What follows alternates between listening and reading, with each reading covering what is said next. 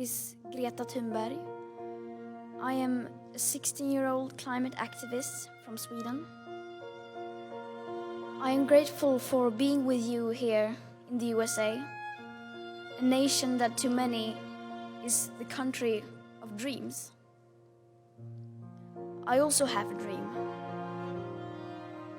that governments, political parties and corporations grasp the urgency of the climate and ecological crisis and come together despite their differences as you would in an emergency and take the measures required to safeguard the conditions for a dignified life for everybody on Earth. Because then we millions of school-striking youth could go back to school. I have a dream that people in power, as well as the media, start treating this crisis like the existential emergency it is. So then I could go home to my sister Beata and my dogs, because I miss them. In fact, I have many dreams. This is the year 2019.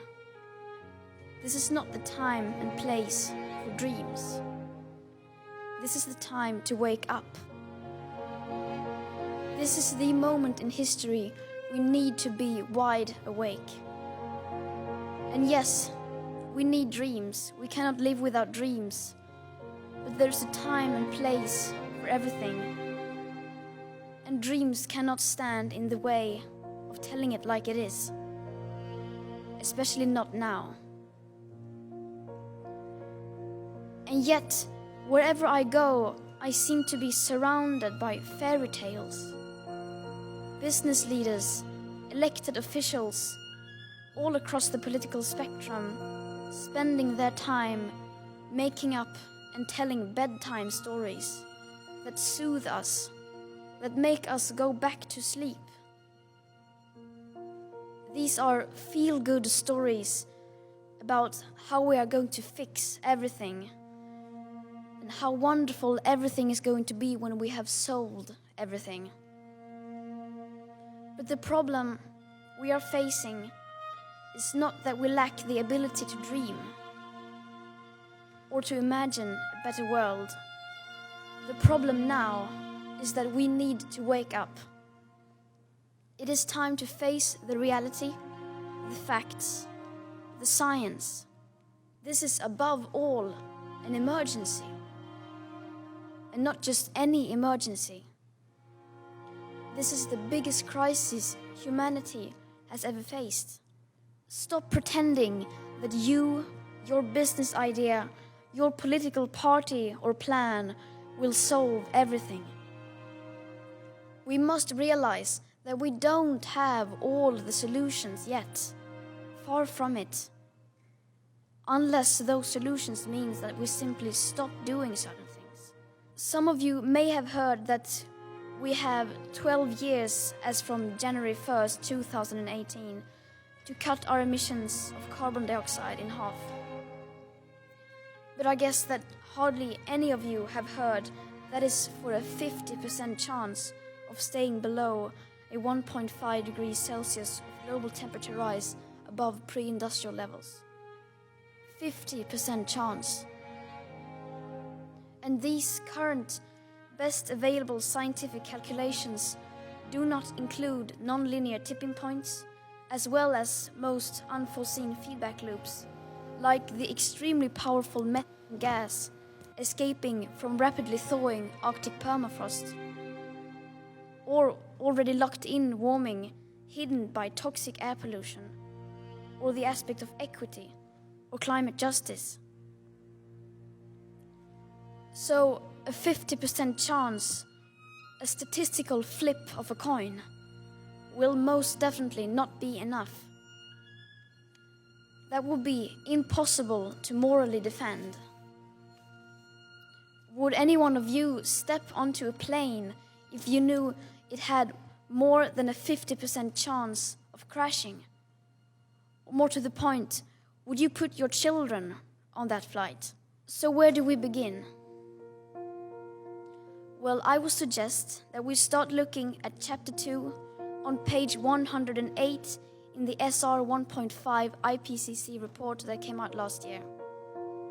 Right there, it says that if we are to have a 67% chance of limiting the global temperature rise to below 1.5 degrees Celsius, we had, on January 1st, 2018, about 420 gigatons of CO2 left to emit in that carbon dioxide budget.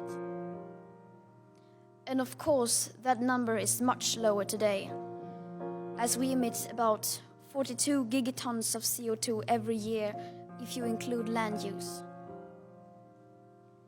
With today's emissions levels, that remaining budget is gone within less than 8.5 years. These numbers are not my opinions.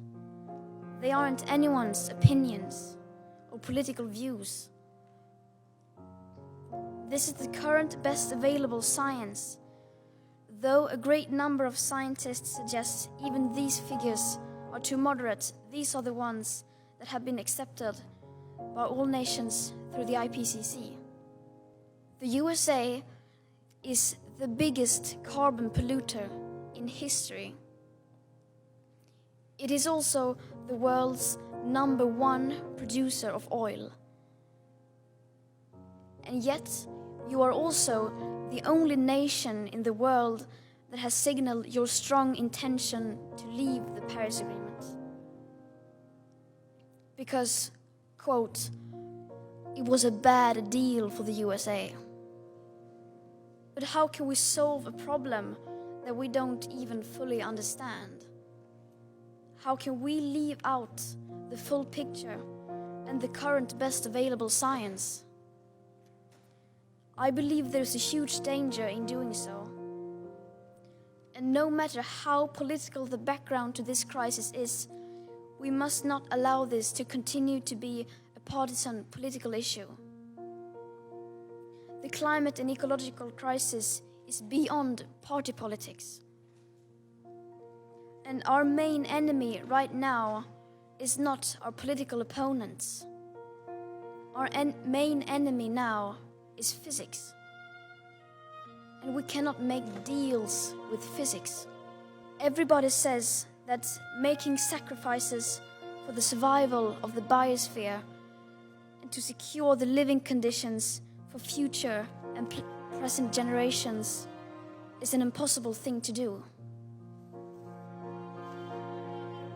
Americans have indeed made great sacrifices to overcome terrible odds before. Think of the brave soldiers that rushed ashore in that first wave on Omaha Beach on D-Day. Think of Martin Luther King and the 600 other civil rights leaders who risked everything to march from Selma to Montgomery.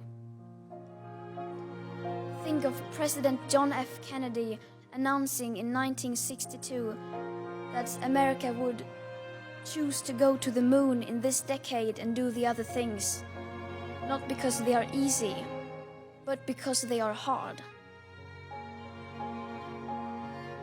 Perhaps it is impossible. But looking at those numbers, looking at the current best available science, then I think that is precisely what we are up against. But you must not spend all of your time dreaming or see this as some political fight to win. And you must not gamble your children's future on the flip of a coin. Instead, you must unite behind the science. You must take action. You must do the impossible, because giving up can never be an option.